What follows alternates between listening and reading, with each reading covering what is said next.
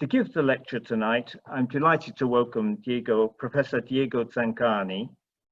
Diego is Emeritus Professor of Medieval and Modern Languages at Oxford University and an Emeritus Fellow of Balliol College. He has taught in several UK universities and has been a visiting professor at Harvard and at various Italian universities. His research has been mainly in the field of Italian Renaissance studies, but he's also taught modern and contemporary poetry and has published essays on prominent authors, including dialect poets. His interest in dialect and linguistics has also taken him into work on the history of the Italian language. But Diego has also always been interested in food and food history. Earlier this year, he published a book, How We Fell in Love with Italian Food, which was chosen as one of the 5 finalists for a prestigious award from the Guild of Food Writers.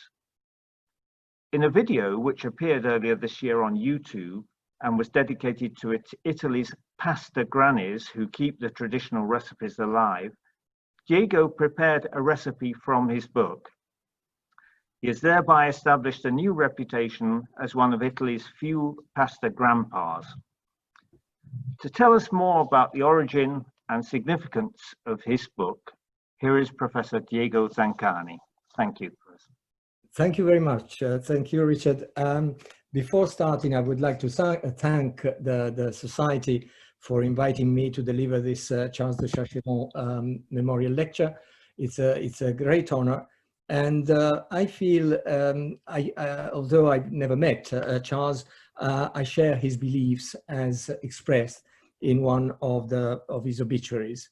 I quote, "He believed in the idea of ethical foreign policy and supported freedom, democracy, human rights, and the rule of law wherever he went, mixed with the virtues of fair play and sympathy for the underdog.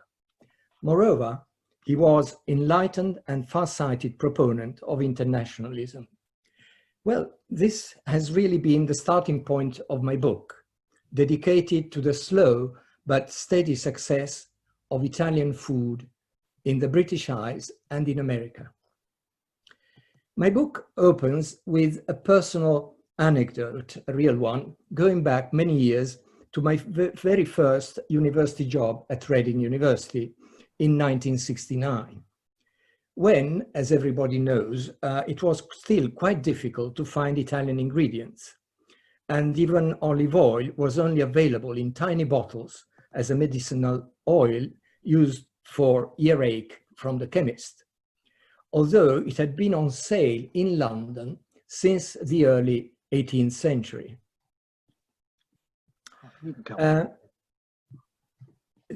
Is there a problem? No, sorry. Okay. This prompted me to go back, partly in a jocular vein, to investigate the contribution made by the Romans in terms of vegetables, trees, grains, new breeds of cattle, and special sauces over a period of nearly 400 years. I discovered, while I was doing this, that archaeology had progressed from a cataloging of Roman remains and artifacts to a use of advanced physics-chemical technology, focusing on the analysis of stable isotopes. The chemical markers like carbon-13 and nitrogen-15, which are found in human remains, and they can reveal what ancient Romans and Romanized Britons were eating in the first few centuries of the Christian era. Their diet was quite varied.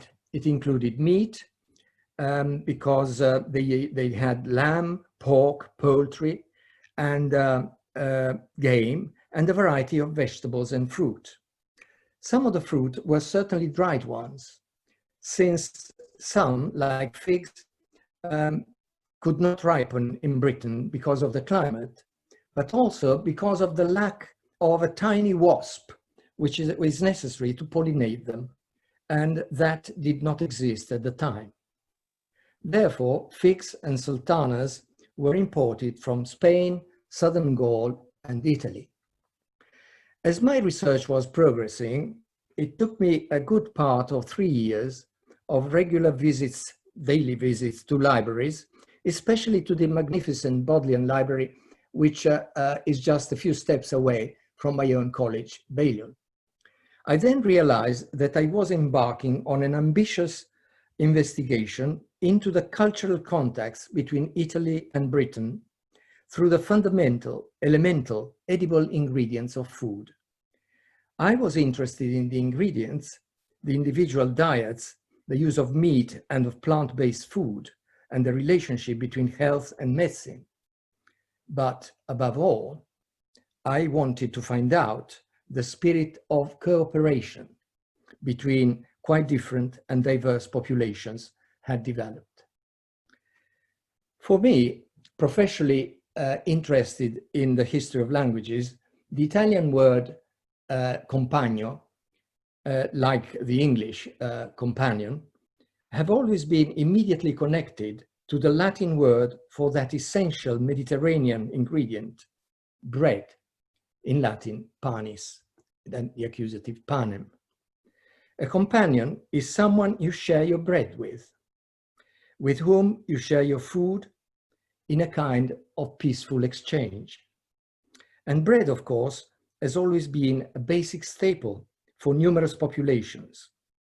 And the lack of it caused great trouble to Spanish soldiers, for example, in the New World, because the only thing they could find there was Indian corn, and there was no wheat to produce bread. And some of them literally starved. So as a term in the Western world, bread, something used for thousands of years, acquired a special religious significance when Christianity spread after the 4th century AD. The importance of the sharing of food is also revealed in a word like conviviality, the sharing of meals in a specially joyous setting, that of living together. Of course, food or the lack of it can be divisive, but my focus was mainly on its positive, peaceful effects, something that resonates in recent months when sharing and helping other people became more common because of the pandemic. From these basic notions, I moved on to investigating the arrival of Italian food in Britain, starting with, unsurprisingly, pasta, another simple food made up of flour and water. In one of the earliest collections of recipes in England, known as the Form of Cury, the title is obviously in a kind of Middle English, simply means good ways of doing cooking, of cooking. I found the instructions to produce a kind of lasagne with just wheat, flour and water. And they were known as lozines or lozins, which might refer to the shape, they were made in a kind of lozenge, but the description is certainly that of, sort of homemade pasta. And they were probably consumed at the court of Richard II. I suspect they were, as was traditional in the past, dressed with butter and cheese, and possibly with a pinch of cinnamon on top. The wording of the recipe closely resembles that of an earlier Italian libro di cucina, an important collection of the early 14th century. We should remember that relationships between Italy and Britain were fostered by travel, and that we have a record of the Archbishop of Canterbury, Sigeric, traveling to Rome as early as 993 to confer with the Pope in a trip that took about 3 months each way. So it was a big affair, it took about half a year altogether. But it gives a very detailed list of all the pievi, all the small churches that he visited, on the way. And it is impossible that while going along, such a long way, he couldn't find different ways of eating and different types of food. In Italy, dried pasta was brought by the Arabs to Sicily at about the same time as the archbishop's travel, while fresh pasta was probably used in ancient Greece. By the 14th century, we know that some Genoese merchant ships belonging to Pagano Doria were embarking a maestro lasagnaro, that is the phrase in the medieval document, a master lasagna maker, and it was therefore recognized that mariners were fond of pasta in soups and probably used cooked pasta with some fat, hard cheese, and a little spice, usually cinnamon and clove. In the 17th century, Italian pasta was recognized as a valuable food for the British Navy, especially by Sir Hugh Platt, who wrote extensively about the advantages of supplies of flour or dried pasta that were quite durable in the long voyages, and that only needed, after all, some seawater, which was already salted, and brought to boiling point. We know that in the 16th and 17th century, pasta was served, as I mentioned, with butter, cheese, and spices. But one spice that we do not consider as such today is sugar, which at the time was classified as a spice. It was produced from cane, of course, sugar cane. And this was frequently added to dishes, including pasta, in a kind of thing that, to us would look rather odd. Ingredients that were successful on the international market were the ones that traveled well. And it is no surprise that among the most successful Italian ingredients abroad, there are pasta and Parmesan cheese. The word macaroni became popular from the 16th century onwards, while spaghetti appears for the first time in England in 1845 in a wonderful book, recipe book by Eliza Acton. But a popular collection of Italian recipes, published originally in 1516 and immediately after in 17, and known as Epulario, a book about banquets, was translated into English in 1598, showing a real early interest in Italian cookery, especially for dishes to be used in banquets. In the same period of time, a large number of Italian cookery terms were included in the very first authoritative English dictionary. Terms such as crostata, gnocchi, lasagne, macaroni, pappardelle, raffiuoli, variant of ravioli, tagliatelli, and vermicelli, appeared in John Florio's dictionary entitled A World of Words. In his work, there is also mention of pizza, but the first definition that he gives of it is that of a skin disease, sort of something that was itching on your skin. And when it comes to the culinary meeting, it turns out to be a kind of cake, a sweet cake. And this remained for a long time. This is confirmed on the Italian side in important recipe books, like the one published in 1570 by a great chef who was working at the papal court in Rome, Bartolomeo Scappi.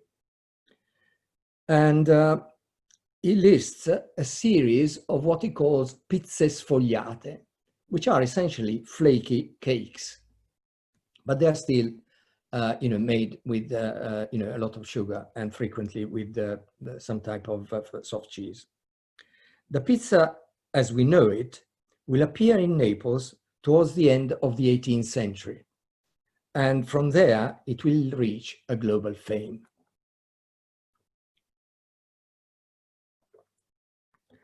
Knowledge of Italian culture was fostered in Elizabethan England by the influx of Italian refugees who had embraced the religious reform and by moving away from the Roman Catholic Church. John Florio himself, the author of the dictionary, was the son of an immigrant from Tuscany who had to run away because of his religious beliefs. Resident ambassadors from Venice and Tuscany were established in London, and the Queen herself was known as a fluent speaker of Italian. Aristocrats and wealthy British travelers went abroad for long periods of time, mainly to France and Italy, and many wrote diaries that testify to their interest for the incredible variety of fruit and vegetables, not to mention seafoods, as well as the numerous wines available all over the peninsula and in the islands. It would, however, be wrong to think that all the citizens of London were welcoming foreigners. On the contrary, it was dangerous to dress as a foreigner when walking in the city, some contemporary tell us. And we know that an elderly scholar from Venice, Alessandro Citolini, the author of an unpublished grammar, had an arm broken in London by a hostile mob. Some prominent writers invented the phrase, "an English Italianate is a devil incarnate," with its Italian equivalent, "inglese italianato è un diavolo incarnato." And a Cambridge scholar, quite well known at the time, Roger Ascham, who was the former Latin tutor to Elizabeth I, wrote that in Venice he had seen more vice in 9 days than in London in 9 years. Books were published to help travelers, especially at the beginning of the 17th century, and English cookery books started to include recipes inspired by Italy. Italian ingredients were regularly imported, and among official records, we find that in August 1511, the Pope sent his galleys to London because he needed some tin to repair the roof of St. Peter's. And he took the opportunity to send 100 big wheels, huge wheels of Parmesan to the King, Henry VIII. And the documents tell us that he sent 100 wheels of Parmesan with wine, etc., to the King. And I've always, wondered what that etc. might have included. And I suspect that it might have been, some olive oil and capers or something similar. The cheese, however, was highly prized. And in 1556, 8 wheels of Parmesan were sent to Queen Mary by the Pope. We also know from the diary of Samuel Pepys that in September 1666, at the time of the Great Fire of London, he famously buried his Parmesan in his garden together with the valuable French wine of one of his friends. And we don't know whether he managed to collect it after the danger had gone, but I'm pretty sure that he went and made good use of it. The trade of luxury Italian produce was thriving in the 17th century, and English ships were frequently traveling to the Mediterranean. At the very beginning of the 18th century, we find the earliest Italian warehouse in London. What could one buy in these shops apart from candles, beeswax, wax, Italian straw hats, and kitchen implements? Usually the list include anchovies, capers, olive oil, especially prized the olive oil from Lucca, Parmesan, and Italian dry pasta, such as vermicelli. These shops continued in various parts of the country well into the 19th century, and their wares are advertised in various ways in printed bills, many of which have been preserved in an extraordinary collection of ephemera, which is preserved in the Bodleian Library, the John Johnson collection. And I made very good use of all this material because it is unusual and very informative of detailed things that were on sale. Another important vehicle for the knowledge of Italian food in Britain was, of course, the visit to Italy, undertaken especially in the 18th and 19th century, known as the Grand Tour. A specialized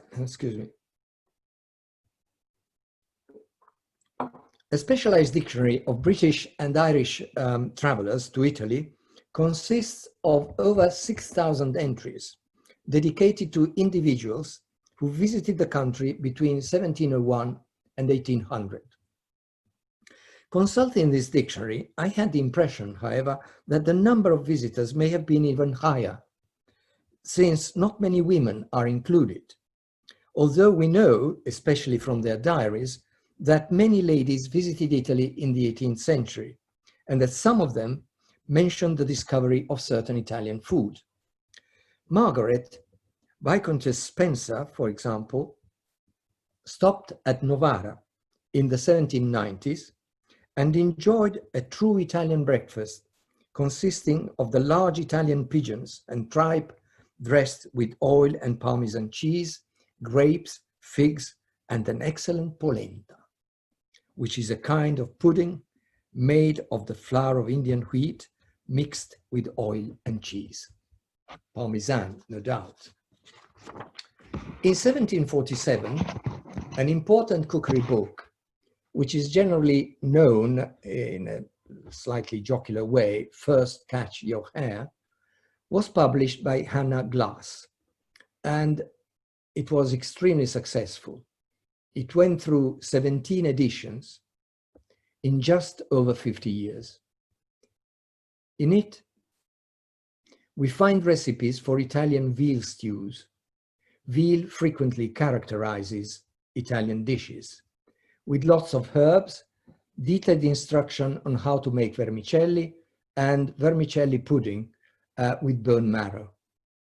In the last decades of the 18th century, Italian cuisine becomes recognized in Britain and in America, where Thomas Jefferson was an admirer of macaroni, and especially of macaroni cheese, an early example of fusion cookery that he included in official banquets when he became president of the United States, and wasn't liked by all the participants to the banquets. Some of them objected to this foreign food and some strange, in fact, food that they'd never had before.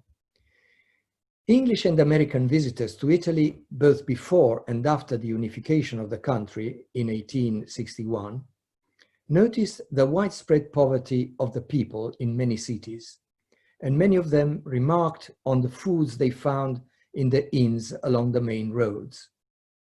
James Fenimore Cooper, the author of The Last of the Mohicans, remarked that Parmesan was an important ingredient and obligatory on a soup. A remark that was already made 200 years before by various other visitors to Italy, which proves the continuity of culinary traditions. Another controversial item in Italian cooking, as noticed by travelers, was the excessive use of olive oil. While garlic, although occasionally mentioned by Dickens, for example, is not as obtrusive as later 19th century Italian cuisine from the South. In fact, the use of this pungent but beneficial ingredient is carried out according to ancient medical theories, which recognize the properties of garlic as a remedy against illness, but also recommended its use in moderation. And this reference to, to something to be used in moderation seems to recall a very successful book by the Venetian author Alvise or Luigi Cornaro, entitled Della Vita Sobria, on a sober life, and translated into many languages, which proves that not all publications connected with health and cookery encouraged excess eating or binge drinking.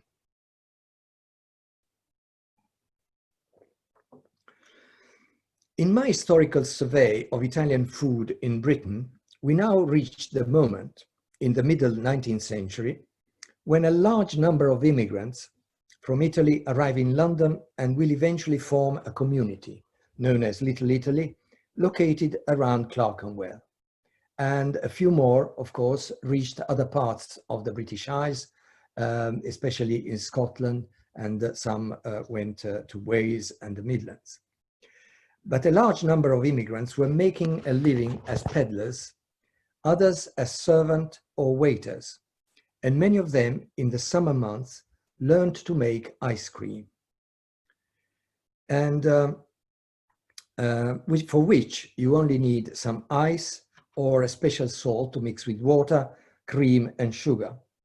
But the first ice creams in Victorian London, sold as penny ices, created a sensation, and reliable journalists pointed out that although lots of people wanted to try the novelty, some of them spluttered and found the chill unbearable, especially because it really disturbed one's teeth. They said, so that they become so painful, essentially, and so we can't bear it. But nevertheless, ice creams were very successful, and most ice creams were sold from handheld barrows. It is calculated that by 1880, Italians controlled the ice cream market, and by the end of the century, there were about 900 barrows based in London, Little Italy alone, between Clerkenwell, Holborn, Saffron Hill and Soho. Later on, the first motorized vans appeared, calling customers with the familiar bell sound. The one that, according to Paul Merton, the stand-up comedian, was the sound that the vans produced when they had finished ice cream, or at least that is what his mother used to tell him. Some of the early street vendors became shrewd entrepreneurs.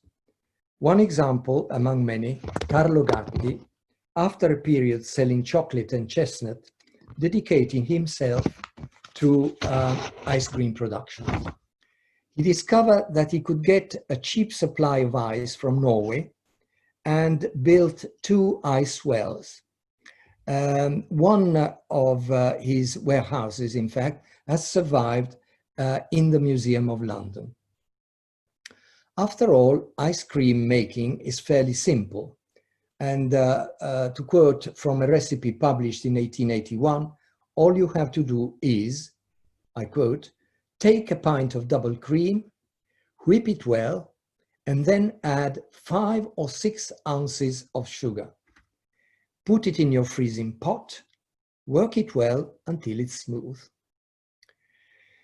Now, one of the pleasures of deriving from the publication of my book was that it put me in touch with many of my past students. And one of them, Rita, wrote that her grandfather, as well as uncles and cousins, all worked for Gatti. In the 20th century, the company was known for supplying block, crushed and cubed ice to restaurants and caterers, the fish markets, wholesalers, and local fishmongers, as well as industries and tanneries. This made me realize that there was much more than just ice cream in the ice industry. I also realized that writing something for publication is a bit like inviting someone for a meal. A conversation may start, unless, of course, you invite the poet Giacomo Leopardi, who liked to eat on his own and in silence, or indeed Inspector Montalbano, who notoriously refuses to talk during his frequent meals. And we are all learning together while eating together, sharing knowledge, experience, stories, and food. That is why I cherish meetings like this. They give me an opportunity to dialogue, to exchange views, to find out if the messages that I intended have reached their destination. And I'm very pleased when some friend or colleagues tell me that they have tried some of my recipes and enjoyed and shared the results, especially if it was successful, of course. It is perhaps indicative that the Italian embassy in London, as part of a program called Restart Italy, has invited two male chefs and an art historian for a 1st July webinar with a suggestive title, Cooking Up an Italian Summer. Pity that only very few people will be able to taste what has been cooked or what will be cooked tomorrow. Towards the end of the 19th century, various books are dedicated to London restaurants, to the cooking in famous hotels like the Savoy and in gentlemen's clubs. By 1899, not only macaroni, but lasagne, vermicelli and ravioli are mentioned in menus. And many of these menus have been preserved again in the John Johnson's collection. And they have a great interest because sometimes they allow us to date exactly the first appearance in a posh restaurant of Parma ham, for example, or gorgonzola, sort of in the late 19th century. What what is still rare to find is the mention of pizza. Although the word appeared in a document which was found near Gaeta, south of Naples, and which is dated from 997 AD, it has always indicated a kind of flatbread or a kind of focaccia or cake, but nothing really similar to pizza as we know it today. Although there is evidence that in mid-18th century, pizza was being improved in Naples with the addition of tiny fish, cheese, garlic, as a dish, it was still ignored in a cookery book of 1837 and even in the most famous collection of recipes in Italy, known as l'Artusi, but whose title is The Science in the Kitchen and the Art of Eating Well, by Pellegrino Artusi, which had been published in 1891. And in it, there is actually mention of two pizzas. One is a pizza gravida, a pregnant pizza, obviously pregnant with cheese or ricotta, and one pizza napoletana, but both of them are actually cakes made with ricotta, almond, sugar, milk, and sultanas. So the new pizza took off in Naples at the turn of the century.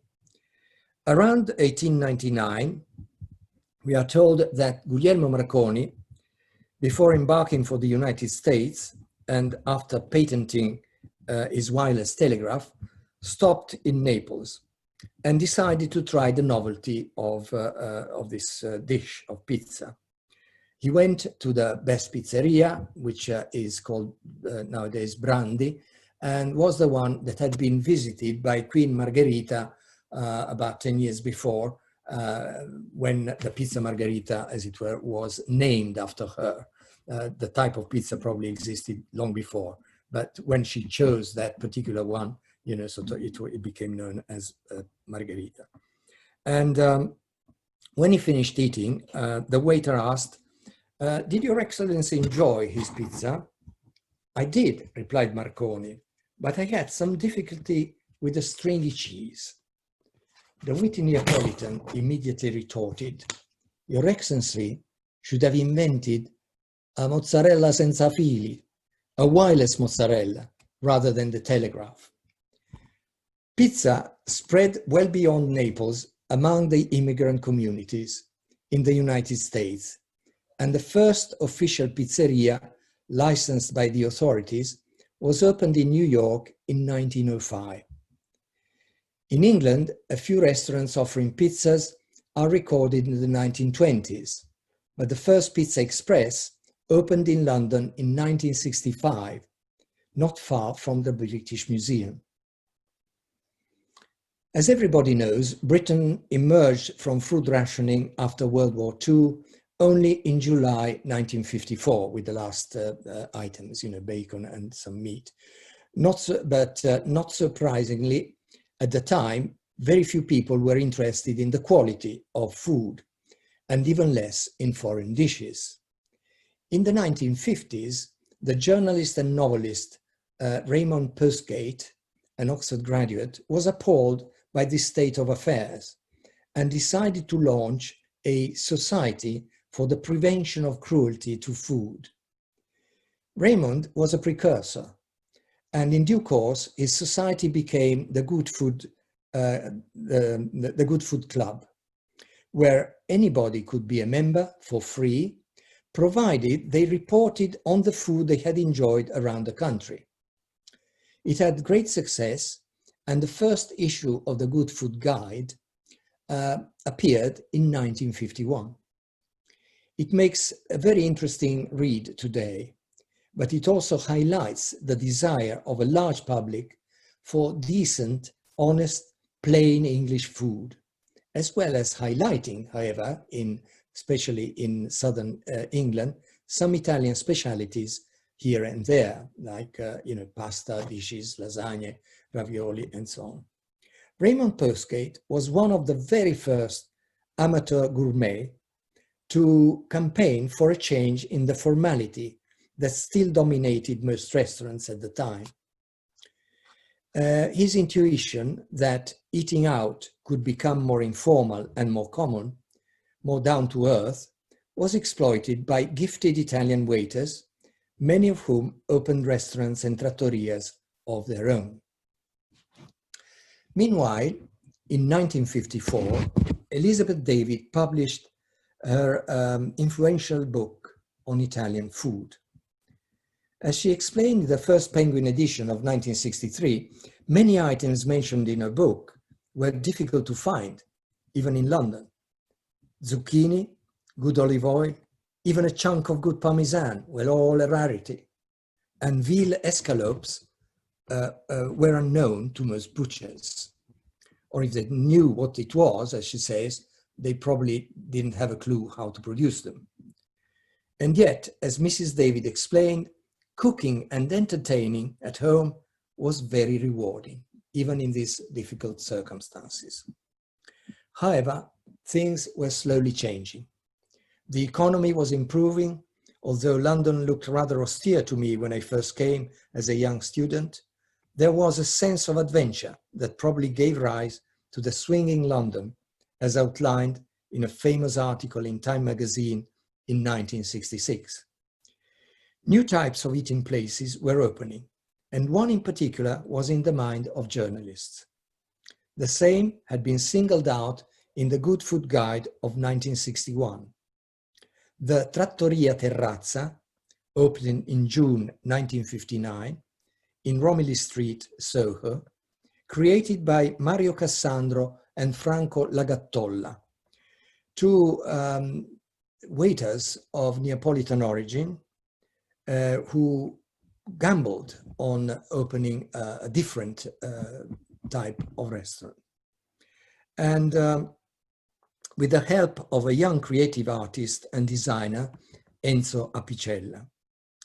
There is no doubt that Mario, as one of the obituaries pointed out, I quote, changed the face as well as the taste and social attitudes of London restaurants.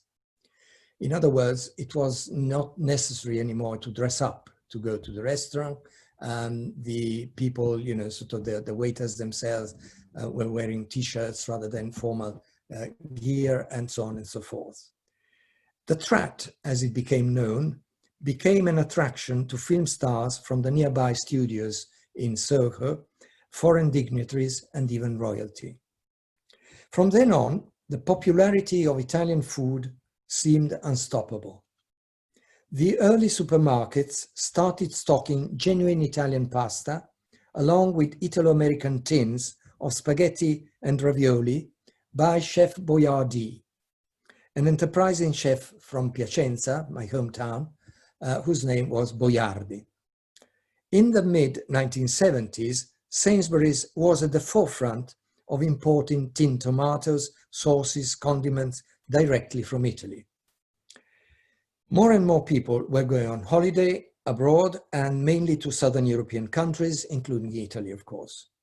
And many people wanted to try at home some of the dishes they had enjoyed abroad.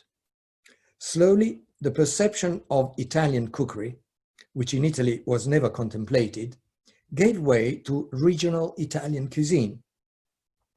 Customers became more discerning, and at least between the cuisine typical of the North, Center, South, and Islands, and inspired writers such as Elizabeth David and Patience Gray, the author of a book which has a French title, Plat du Jour, but contains also detailed instruction on the making of ravioli at home and other Italian dishes, and why it's worth to take the trouble of making them yourself. The little book by Patience sold 150,000 copies in just 3 years. Other people, that we got to remember are people like Anna Del Conte and Marcella Hazan and many others, followed by the very successful books by Jamie Oliver, Nigella Lawson, who is herself an Oxford graduate in Italian, and above all, the large number of TV series of Italian regional food, all contributed to make Italian food more and more popular.